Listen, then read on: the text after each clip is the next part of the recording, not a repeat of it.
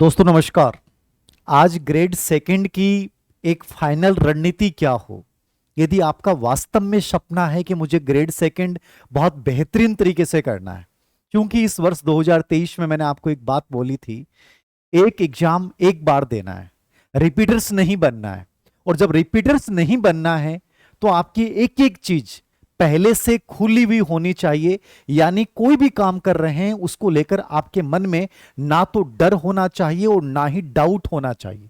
तो फियर और डाउट दोनों को दूर रखकर गोल ओरिएंटेड कि मुझे ग्रेड सेकंड बनना है सर, और एकदम फंडा क्लियर है। ग्रेड सेकंड की वैकेंसी आने वाली है। वैकेंसी में थोड़ी बहुत ऊपर नीचे हो सकती है, लेकिन 5,000 से लेकर 10,000 के बीच में वैकेंसी आएंगी। वो दो चरणों में आ जाएं, एक चरण में आ जाएं, कोई फर्क नहीं पड़ता। कई बार सामान्य शिक्षक भर्ती में बच्चों का सिलेक्शन नहीं होता है, जहां पोस्टें बहुत अच्छी होती हैं, और कई बार संस्कृत शिक्षा विभाग के लगभग 20 से 30 पदों में ही चयन हो जाता है।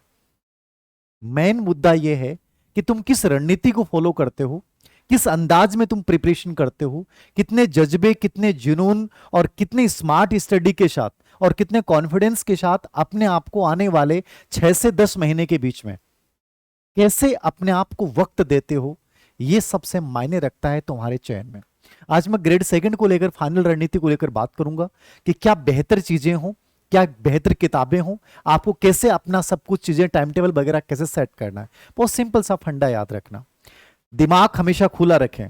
ग्रेड सेकंड करना है, मेरी स्ट्रेंथ क्या है, मेरी वीकनेस क्या है, याद रखना। दिल की सुनिए। यदि मन कहता है कि ग्रेड सेकंड के लिए ज्यादा एलिजिबल हूं, 100% सक्सेस हो जाओगे, याद रखना। नंबर 2 पे फोरसाइट, पहले से आदर्श चित्र बना लें कि मुझे ग्रेड सेकंड करना है, कैसे करना है, कैसे सीढ़ियों को पार करना है, और इस दौरान मेरे लिए क्या क्या चीजें मेरे लिए सहायक होंगी, और कौन सी ऐसी चीजें हैं जिनसे मुझे बचना है, याद रखना, यह भी रखना है। और तीसरी चीज, कागज, कलम और हाथ, इन तीनों को हमेशा सजग रखिएगा, क्योंकि लिखने से वो चीजें दृश्य रूप में बन जाती हैं, और दृश्य रूप में बनी हुई चीजें आपके मन को क्रियान्वित करती हैं, याद रखना। इसलिए हमेशा, चाहे मैं कोई चीज समझा रहा हूं, आप सिलेबस का एनालिसिस कर रहे हैं, कोई किताब पढ़ रहे हैं, कागज, कलम, हाथ हमेशा आपके एक्टिव होने चाहिए। चलिए शुरुआत करते हैं। ग्रेड सेकंड के एग्जाम पैटर्न को आपने देखा है, तो आपके दो पेपर होने हैं। एक आपका फर्स्ट पेपर है, जिसके अंतर्गत आपको 200 मार्क्स के 100 क्वेश्चन आएंगे। क्वेश्चन कितने हैं? 100। और नंबर कितने हैं? 200। और एक आपका सब्जेक्ट है, याद रखना, जिसको आप सेकंड पेपर बोल दें। ये 300 नंबर का पार्ट है, याद रखना। और क्वेश्चन जो होंगे वो कितने होंगे? 150 होंगे। अब यहां दो चीजें समझनी है। कोई भी एक पार्ट से आप किसी भी रणनीति को पार नहीं कर सकते। युद्ध क्षेत्र में जाना है तो तलवार के साथ आपकी ढाल होनी बहुत जरूरी है। केवल तलवार लेके चले गए तो सिर कट जाएगा, याद रखना। ढाल और तलवार दोनों पे अपेक्षित ध्यान देंगे, दोनों मजबूत होंगे तो युद्ध क्षेत्र में विजय सुनिश्चित हो जाती है। तो आपको भी यही देखना है कि ये मेरा फर्स्ट पेपर है और ये मेरा सब्जेक्ट है सेकंड पेपर। फर्स्ट पेपर भी उतनी बड़ी भूमिका निभाएगा जितना सेकंड पेपर दिखाएगा। दोनों में से किसी एक को भी आप इग्नोर नहीं कर सकते। कड़ी वाइज, स्टेप वाइज एक एक चीज को बहुत अच्छे से स्ट्रॉन्ग बनाएं। जब परीक्षा के लिए टाइम हो और किसी भी एग्जाम की प्रिपरेशन करने के लिए मैं कहता हूं कि समय से पहले यदि आपको लगना है तो बहुत सिस्टमेटिकली एनालिसिस करें। मैंने पूरा सिलेबस निकाला, मैंने पूरे सेकंड ग्रेड के 10 साल के पूरे पेपरों का एनालिसिस किया, उसके बाद मैं ये वीडियो बना रहा हूं। यानी जितनी मेहनत आपको करनी थी वो मेहनत मैंने आप लोगों के लिए की है। मैं चाहता हूं कि आप भी साथ साथ चीजें मेहनत करें। जो चीजें बता रहा हूं एक एक चीज को फॉलो करें। याद रखना, अगली बार पेन लेने वालों में आपका नाम होगा, ये मान के रखिएगा। फर्स्ट पेपर 200 नंबर का है। 100 प्रश्न यहां पे आने हैं। कितने क्वेश्चन आने हैं? 100 आने हैं। कंप्लीटली एक एक पार्ट की मैं चर्चा करूंगा, कैसे कैसे ध्यान देना है। बहुत इंपॉर्टेंट पार्ट है, याद रखना, क्योंकि ये अच्छा हो गया, ये अपने आप अच्छा हो जाएगा। सब्जेक्ट जो है आपका, ये 150 प्रश्न आने हैं, और 150 में याद रखना 260 नंबर का जो प्रश्न आपका 130% तो आपके आने हैं सब्जेक्ट के, जिस भी आप सब्जेक्ट से रिलेवेंट करते हैं, और 20% आने हैं आपके मेथड के, यानी 40 नंबर का बड़ा पार्ट है मेथड का, 40 नंबर का। ठीक है, तो 260 का ये है। सब्जेक्ट सब्जेक्ट आपका 260 का है। इसका जो लेवल आता है याद रखना वो सेकेंडरी लेवल होता है। यानी बुक्स यदि आपको राजस्थान बोर्ड की बुक्स को प्रिफेयर करना है तो आपको 6 से 10 तक की किताबों के नोट्स बना लेने चाहिए। शॉर्ट में जो टॉपिक आपके सिलेबस में है उनको अच्छे से तैयार कर लें। यद्यपि कठिनाई का लेवल 12वीं तक का भी होगा। यदि 11वीं और 12वीं की किताब से रिलेवेंट टॉपिक मिलते हैं कि जैसे एसएसटी आपके विषय है और वहाँ history, geography, pol science, economics, ठीक है, दर्शन, इनकी यदि 11वीं 12वीं की जो किताबें हैं उनमें जो टॉपिक रिलेवेंट हैं उनको भी आप तैयार कर सकते हैं। ऐसे बायोलॉजी, केमिस्ट्री, फिजिक्स में भी आप कर सकते हैं कि 9th और 10th को तो बेस बनाना ही बनाना है। 11th और 12th की किताबों से जो टॉपिक सिलेबस के अकॉर्डिंग है उनको शॉर्ट्स में अपने नोट्स तैयार कीजिए, क्योंकि लगभग पर्सन एनसीईआरटी से पूछे जाते हैं। एनसीईआरटी राजस्थान में जो किताबें चल रही हैं वो एनसीईआरटी की चल रही हैं, तो आरबीएससी और एनसीईआरटी से कोई कंफ्यूजन आपके दिमाग में नहीं होना चाहिए। टीचिंग मेथड का जहां तक मैं समझता हूं, टीचिंग मेथड बहुत आसान होता है, बस थोड़ा सा ध्यान देना पड़ता है, आप इग्नोर नहीं कर सकते। कोई भी एक गाइड ले सकते हैं। जैसे एसएसटी में हमारी किताब थी जिसमें से 20 के 20% आया, 1% बाहर नहीं आया। ऐसी कोई अच्छी किताब चुनिए टीचिंग मेथड की, जो हर सब्जेक्ट की हो, आपके मैथ है, संस्कृत है, हिंदी है, साइंस है, एसएसटी जैसे मैंने बताया। ऐसे कोई भी किताब चुन लीजिए जो वास्तव में बहुत रिलायबल है, बहुत अपडेट किताब है और जिसमें question paper old question paper pattern में बनाई गई है। तो टीचिंग मेथड को तो आप एक गाइड, किसी भी गाइड का सहारा ले सकते हैं, कोई रेफरेंस किताब के ऊपर जाने की आवश्यकता नहीं है। और जहां बात करता हूं मैं सब्जेक्ट की, तो सब्जेक्ट में अलग अलग विषयों की सबकी रणनीति यहां बताई नहीं जा सकती, लेकिन मैं इतना ही कहूंगा कि आजकल पेपर बहुत अच्छे आ रहे हैं। जैसे इस बार मैथ सेकंड ग्रेड का पेपर बहुत गजब के लेवल का आया कि बहुत 40% लोगों के नंबर नहीं बने। बायोलॉजी का, साइंस का पेपर भी बहुत अच्छा स्टैंडर्ड का आया है, ठीक है। एसएसटी का तो खैर 8 सब्जेक्ट होते हैं तो वैसे स्टैंडर्ड हो ही जाता है। तो कुल मिला के मेरा कहने का मतलब है आरपीसी का लेवल अच्छा आ रहा है, ठीक है। सब्जेक्ट का लेवल अच्छा आ रहा है, साइकोलॉजी का लेवल अच्छा आ रहा है, जीके तो नॉर्मली चलो ठीक है आप कर लोगे, वही चीजें आ रही हैं। करंट में कुछ चीजें नहीं पूछ रहा है, तो कहीं ना कहीं लेवल बदला है, ठीक है। यद्यपि 2015 के प्रश्नों को बेस बना के आप आरपीएससी सेकंड ग्रेड की प्रिपरेशन नहीं कर सकते, इसलिए मैं आज की जो रणनीति आपको शेयर कर रहा हूं ये आरपीएससी का लेटेस्ट 2023 का पैटर्न। हो सकता है 2022 में इनके पास एग्जाम सेटर अलग हो, 2023 में चूंकि अध्यक्ष वगैरह, मेंबर वगैरह सब बदले हैं, तो उसके बाद इन्होंने नई चीजें अप्लाई की होंगी, नए पेपर सेटर बनाए होंगे। तो उसी को दरमियान ध्यान में रखते हुए मैं आज की रणनीति आपको बता रहा हूं कि किन चीजों को आपको फॉलो करना है। तो सब्जेक्ट में स्पेशली मैंने कहा 9th से 12th की वो किताबें जहां टॉपिक वाइज सिलेबस के अकॉर्डिंग आपके टॉपिक हैं, उनको आप यदि अपने नोट्स बना सकते हैं तो बहुत बेहतर है। अब आप चाहें तो यहां ऑनलाइन कोर्स भी ले सकते हैं, जो टीचर बहुत अच्छा है, बहुत मेहनती है, जिसने रियल में आज तक अपने आप को साबित किया है। आप ऑफलाइन कोचिंग लेना चाहें तो भी आप टीचर के अकॉर्डिंग जाके देख सकते हैं कि ये टीचर अच्छा पढ़ाता है, रूटीन बन जाएगा और बहुत बेहतरीन है। आपको जहां बेटर लगे, जैसे साइंस में हमने एक कोर्स जारी किया था, उसका उद्देश्य यही था कि 3 बड़ी फैकल्टीज को लाके, ऐसे ही आप कहीं भी ऑनलाइन या ऑफलाइन जहां आपको बेटर लगता है, बस आपको यह देखना चाहिए कि किसी दूसरे की राय को मानने के बजाय आप अपने आप देखिए कि वहां जो टीचर पढ़ा रहे हैं वो रियल में अच्छे हैं क्या। तो ये आपके ऊपर डिपेंड करता है। बाकी सबसे बेस्ट होता है सेल्फ स्टडी। यदि सही विषय वस्तु यदि आपके पास है तो सेल्फ स्टडी से बेटर कुछ नहीं है। सिंपल फंडा रखिएगा, ग्रेड सेकंड करना, ग्रेड फर्स्ट करना, ग्रेड थर्ड करना है। पहली चीज, सिलेबस आपकी टेबल के ऊपर होना चाहिए, बहुत अच्छे से रिपीट कर लें, सिलेबस को ध्यान में रखना है। याद रखना, कहीं भी माइंड में ये मत ले आना, सिलेबस पाठ्यक्रम आपके टेबल पे होना ही चाहिए और सिलेबस की एक एक चीज का एनालिसिस करें। याद रखना, विश्लेषण करें, उसका पोस्टमार्टम करें।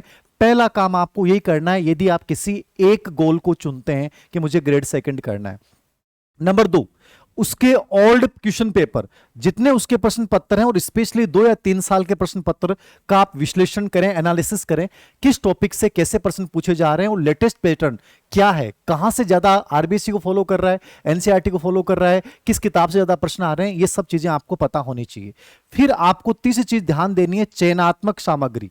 चयनात्मक का मतलब है बहुत ज्यादा विषय वस्तु नहीं चाहिए, बहुत ज्यादा किताबें नहीं चाहिए, एक पार्ट की एक किताब चुनिए, वो बेहतरीन होनी चाहिए। आप ऑनलाइन कोर्स ले रहे हैं तो एक का लें, ऑफलाइन ले रहे हैं तो एक का लें, दोनों चीजें अलग अलग कदापि नहीं लें। वैसे ही कोई किताब चुनते हैं किसी पार्ट के लिए, किसी एक किताब को चुनिए जो बेहतरीन हो, याद रखना, और उसी किताब को के साथ आपको लास्ट तक रहना है। और चौथी चीज है अभ्यास, प्रैक्टिस। जितना अभ्यास को समय देंगे, याद रखना, आपको थ्योरी पढ़नी है, पहले थ्योरी पढ़ने के बाद क्वेश्चन पेपर को देखिए और उसके बाद हर टॉपिक को कोशिश कीजिए कि 10 से 12 दिन में रिपीटेशन हो। जितनी प्रैक्टिस आपकी होगी, जितना अभ्यास आप कर पाओगे, उससे बेहतर कुछ नहीं है।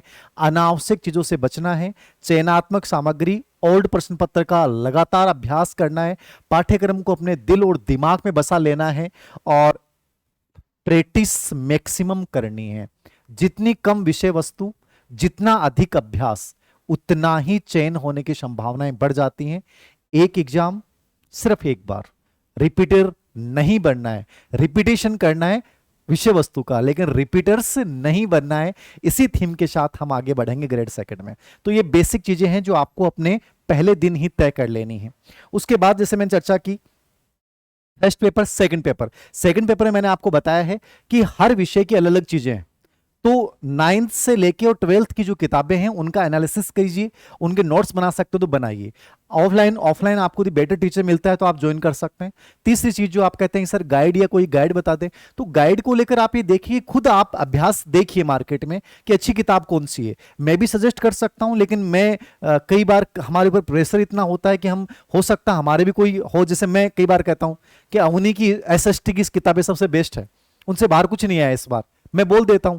लेकिन हो सकता है अवनी से बेटर भी कोई हो, तो आप खुद चेक कीजिए। मेरे कहने से नहीं होता कि अवनी की जो किताबें हमने एसएसटी की 6-7 एडिशन निकाले हैं वो रियल में बेटर हैं, लेकिन हो सकता है उनसे भी कोई बेटर हो सकता है। ऐसे ही साइंस में, ऐसे ही मैथ्स में से हमारे अवनी से नकुल पारिक की आती है अच्छी किताबें, लेकिन हो सकता है उससे भी कोई बेटर हो। ऐसे ही हिंदी में, संस्कृत में, तो आपको जहां से लगता है कि मुझे बेटर चीजें मिलनी है, मुझे उस पर ध्यान देना है। चाहे धीर सिंह सर कहें तो भी मैं उसकी बात को क्यों मानूं, मुझे ये बेटर लग रहा है तो मुझे ये बेटर को चुनना है।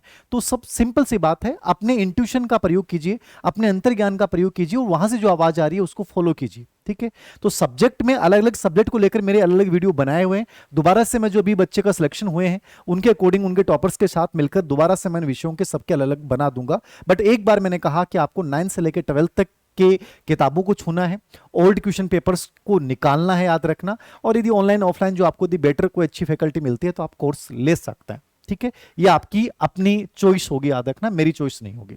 पहली बात, टीचिंग मेथड के लिए मैंने कहा कि कोई भी गाइड ले लीजिए, कोई भी अच्छी गाइड, बस थोड़ा सा एक बार राय ले लेना कि ये अच्छी है कि नहीं है, ठीक है। अब बात करते हैं मैंने फर्स्ट पेपर की। फर्स्ट पेपर सभी के लिए कॉमन है और इसमें मेरे अकॉर्डिंग आप ये कोशिश करें, टारगेट लेके चलें कि अपन कम से कम 180 नंबर लेके आए, और वास्तव में लिए जा सकते हैं ग्रेड सेकंड में। ग्रेड सेकंड के अभी लेटेस्ट यदि पेपर देखते हैं, मैंने सभी एनालिसिस किए हैं बट लेटेस्ट पेपर देखते हैं तो बहुत सिंपल सा फंडा आता है। देखिए क्या फंडा क्या है, सामने क्या आता है इसमें, ये पूरा एनालिसिस मैंने किया है। सेकंड पेपर सब्जेक्ट हो गया आपका 260 + 40। ये एग्जाम पैटर्न है आपका, ये मैंने पूरे 10 साल के पूरे पेपरों का एनालिसिस किया और उसके बाद निकाला है। आप इसी को लास्ट मानिएगा। बस इसमें मैं ये भी बता सकता हूं कि इस टॉपिक से प्रश्न आएगा, इतना एनालिसिस किया मैंने। मैं चाहता हूं कि तुम भी एनालिसिस करो इस चीज को। जैसे आपके जो सिलेबस में पहली चीज दे रखी है, राजस्थान का ज्योग्राफी दे रखी है, राजस्थान का भूगोल दे रखा है। अब राजस्थान का जो भूगोल है उसके हर साल के पेपरों को मैंने देख के निकाला है कि 2 यूनिट दे रखी हैं, फर्स्ट 2 ही लाइन दे रखी है, लेकिन वहां से 9 या 10 प्रश्न आए हैं। कई बार 8 भी पूछे गए हैं, लेकिन 9 या 10 का रेशियो रहा है। अब आपके दिमाग में समझ बना लेनी है कि राजस्थान के भूगोल में से 9 प्रश्न आने हैं, 8 आने या 10 आने, 8 से कम नहीं आने। अब ये 8 से 10 प्रश्नों को मैं हर हाल में प्राप्त करूंगा, और प्रश्न इतने आसान है। आप कहोगे कि सर जीके चेंज हो गया, राजस्थान ज्योग्राफी चेंज हो गया है। मैंने जितने पेपर देखे ना, उनमें कहीं भी, मतलब पेपर तो ओल्ड ही है वो, लेकिन उसमें कहीं भी ऐसा लगा नहीं कि यदि जिले चेंज भी हो गए ना तो भी उनमें से कोई प्रश्न रिलीवेंट नहीं था। मतलब बिना जिले चेंज होने के बाद भी ओल्ड जो ज्योग्राफी है वहीं से प्रश्न पूछे गए। तो कहने का मतलब है जनगणना के प्रश्न आने हैं, ठीक है। जैसे जनगणना का प्रश्न आना है, एग्रीकल्चर पे एक प्रश्न आना है, जलवायु पे एक प्रश्न आ रहा है, ठीक है।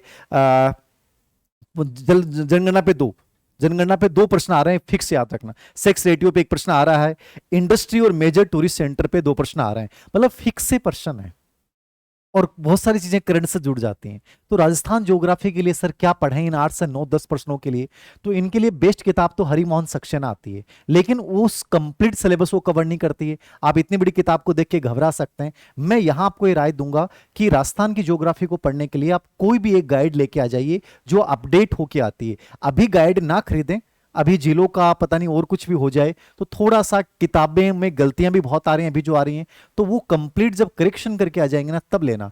तब तक आप ओल्ड चीजें पढ़ते रहें, राजस्थान के खनिज पढ़ लें, जनगणना में कोई चेंज नहीं आना, जनगणना को तैयार कर लें अच्छे से, ठीक है, या जनगणना लास्ट में कर लेना, ठीक है। इंडस्ट्री वगैरह तैयार कर लें, और बड़ा फर्क नहीं आना है इन जिलों के चेंज होने से। बस इतना याद रखना है कि इंडस्ट्री पहले यहाँ थी और अब यहाँ पे आ गई, तो ये तो खुद भी कर सकते हो, याद रखना। तो मेजर टूरिस्ट प्लेस हैं, बस उनमें कोई जगह प्लेस चेंज हुई है जिले की वजह से, तो वो थोड़ा सा नोट कर लीजिएगा। तो ये खुद भी तैयार कर लीजिए आपके पास जो ऑलरेडी मैटर है। पहली चीज, राजस्थान के इतिहास को अपन देखते हैं तो 11 से 12% पूछे गए राजस्थान हिस्ट्री पे, याद रखना। और राजस्थान हिस्ट्री पे 3 पार्ट में, मैंने पूरे सिलेबस में पर्सन वाइज लिख रखा है, इस साल में ये, इस साल में ये। जैसे मैंने देखा है कि जो सभ्यताएं हैं, सभ्यता वाले पार्ट पे 2 या 3%, यानी कालीबंगा, आहाड़, गणेश्वर, विराट, कभी 2% आते हैं, कभी 3 आते हैं। और कितने घंटे का टॉप पार्ट है? 4 या 5 घंटे में तैयार कर लोगे, 2% आपके यहां से हो जाएंगे, ठीक है।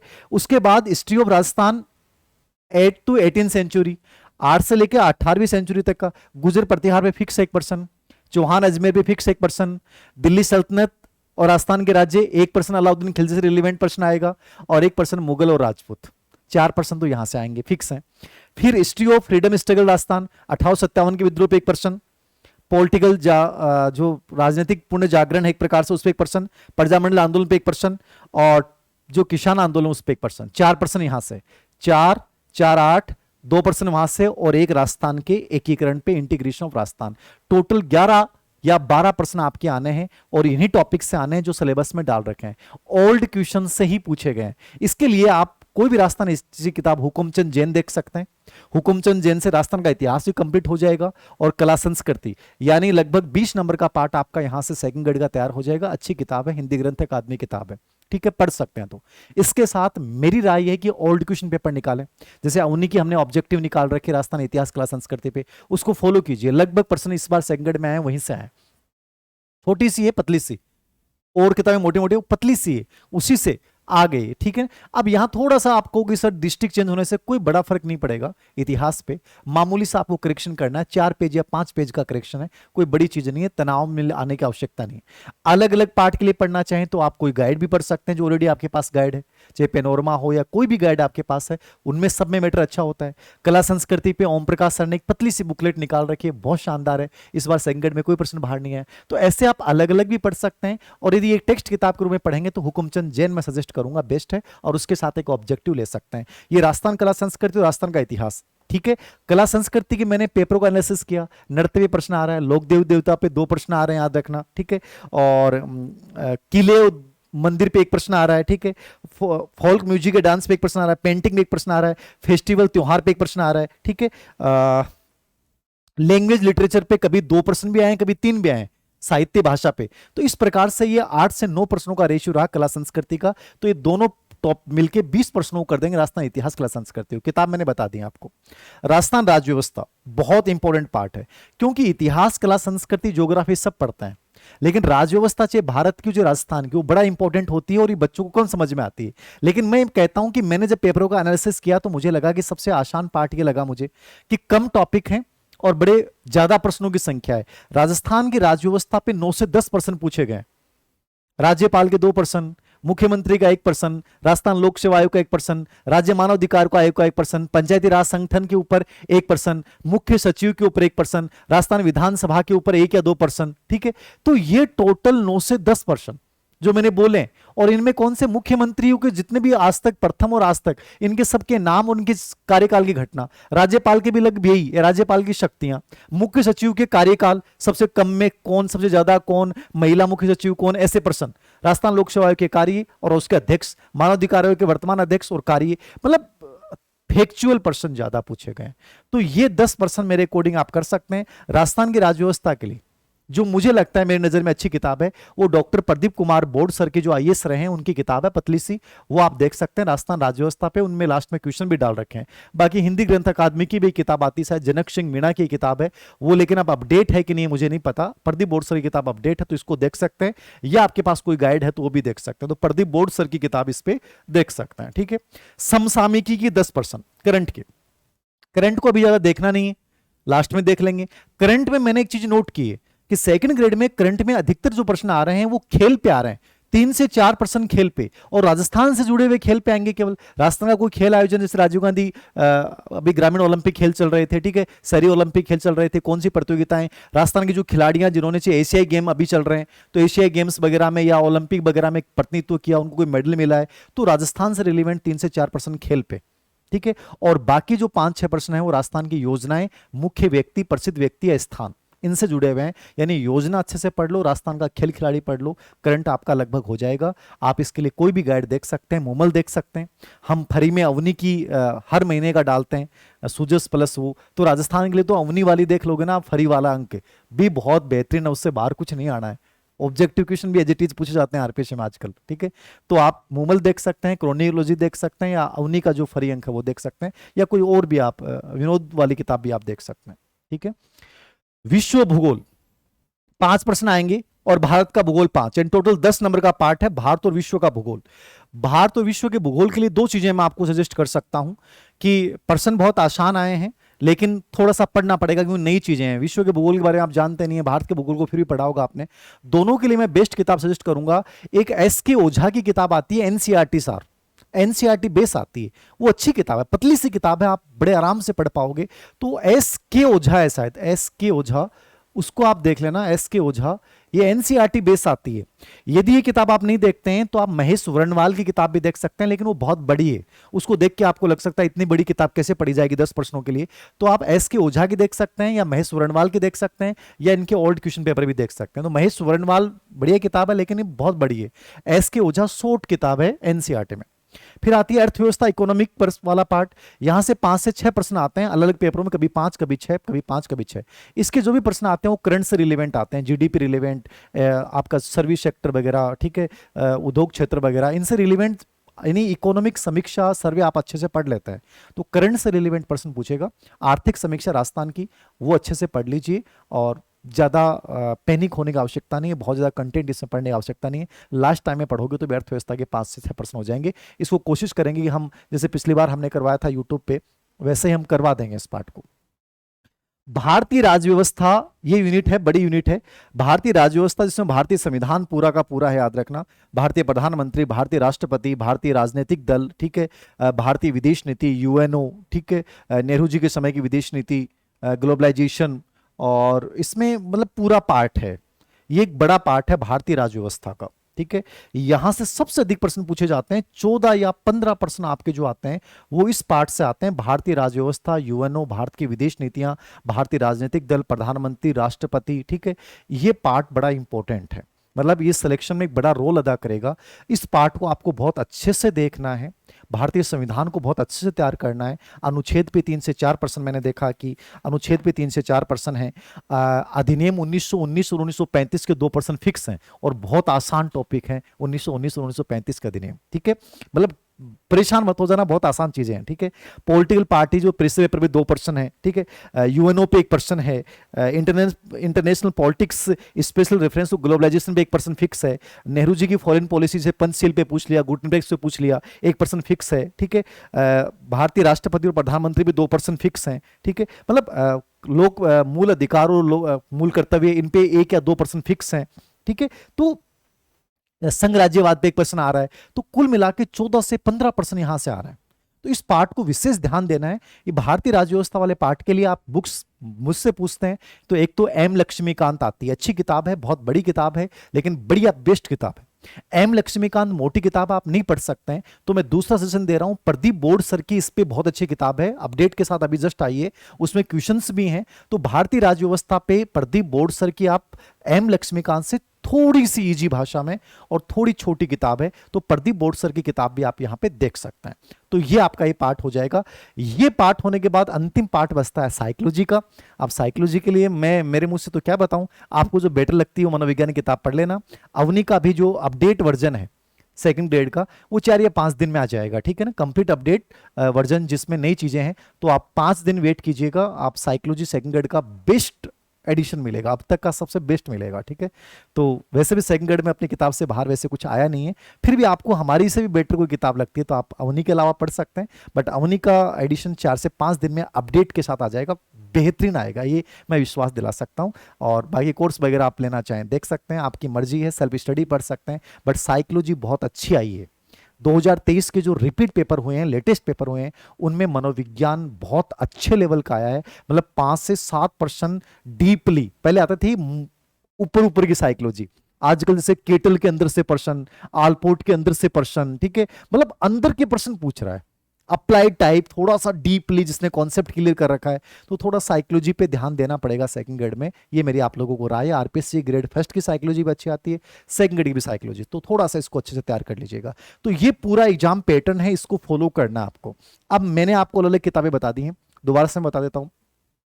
राजस्थान ज्योग्राफी गाइड कोई भी चुनिए जो अपडेट के साथ आए, अभी मत लेना, ले लेना बाद में। राजस्थान इतिहास कला संस्कृति हुकुमचंद जैन प्लस कोई भी एक गाइड जो आपको बेटर लगे, क्योंकि हमारे कई मित्रों ने किताबें लिख रखी हैं, मैं किसी एक का नाम लूंगा कोई नाराज हो जाता है, बाकी सब किताबें बेटर होती हैं। कोई भी लेखक कमजोर मेहनत नहीं करता, सब अपनी बेहतर मेहनत करते हैं। इसलिए हुकुमचंद जैन प्लस ऑब्जेक्टिव अवनी वाली देख सकते हैं, या कोई और ऑब्जेक्टिव देख सकते हैं। राजस्थान राज्य व्यवस्था प्रदीप बोर्ड सर, आप बेस्ट किताब है। समसामयिकी आप कोई भी करंट आपको जो आपको अच्छा लगता है वो पढ़ सकते हैं, अवनी वाले हम फ्री भी देते हैं, वो देख लेना। विश्व का भूगोल, भारत का भूगोल, एस के ओझा प्लस महेश वर्णवाल। अर्थव्यवस्था करंट के संदर्भ में आएगा, आर्थिक समीक्षा पढ़नी और बाकी कुछ नहीं पढ़ना। भारतीय राज्य व्यवस्था मैंने बता दिया, इसमें एम लक्ष्मीकांत या प्रदीप बोर्ड सर, और साइकोलॉजी में आपको जो बेटर लगता है वो पढ़ सकते हैं। तो ये कंप्लीट आपका फर्स्ट पेपर का पैटर्न है। सेकंड पेपर में आपको जो देखना है, मैंने आपको पहले ही बता दिया है कि सेकंड पेपर में आपको स्पेशली आपको 9 से लेकर 12th के ऊपर पूरा फोकस करना है। पहले जब तक वैकेंसी आती है तब तक इन पार्ट को तैयार कर लें। इसके साथ आप गाइड कोई भी अलग अलग पार्ट के लिए, मैं गाइड तो मेरे अकॉर्डिंग एक गाइड प्रॉपर नहीं होती है, आप ज़्यादा बेटर है कि राजस्थान बोर्ड की किताब पढ़ने के बाद तो कोई भी गाइड पढ़ते हैं तो चल जाएगा, लेकिन सीधा गाइड पे हाथ डाल लेंगे तो थोड़ा सा दिक्कत आती है। तो ये मैं इसको लेकर अलग अलग रणनीतियाँ और जारी कर दूंगा। बाकी मेरे अकॉर्डिंग आपके लिए बेहतरीन होगा, शायद आप कर लोगे। सिलेबस को निकालना है, आराम से पढ़ना है। बाकी मैंने जो एनालिसिस किया है कहाँ से क्या प्रश्न आ रहा है, एक एक चीज को मैंने, मुझे पता है, पूरे को लाल पीला कर दिया मैंने इसमें कि कहाँ से क्या चीजें आएंगी, क्या चीजें तैयार करनी है, किस पार्ट को कैसे क्या करना है, सब चीजें मैंने एकदम से की हैं। मैं चाहता हूं कि ऐसी मेहनत थोड़ी सी आप भी करें। अपन रणनीति के साथ चलेंगे ना, स्मार्ट स्टडी के साथ चलेंगे ना, 100% मानना जीत जाएंगे हम। निराश होने की आवश्यकता नहीं है। कई बार भगवान परीक्षा लेता है, और कई बार असफल होने के बावजूद कई बार हमारे लिए बड़ी वैकेंसी होती है और हम बड़ी पोस्ट पे डायरेक्ट चले जाते हैं। तो जो बच्चे ग्रेड थर्ड में निराश हुए हैं, मैं उनको कहूँगा कि ग्रेड सेकंड एक बहुत अच्छा अवसर है, और आप ग्रेड थर्ड में लगने के बाद भी ग्रेड सेकंड की प्रिपरेशन करते हैं, जो जिनका नहीं हुआ है उन बच्चों को बहुत हिम्मत के साथ जुट जाना चाहिए। वैकेंसी कभी भी आए, लेकिन ये अवसर याद रखना बहुत मुश्किल से आते हैं। आप करिए, आपकी मेहनत जरूर साकार होगी।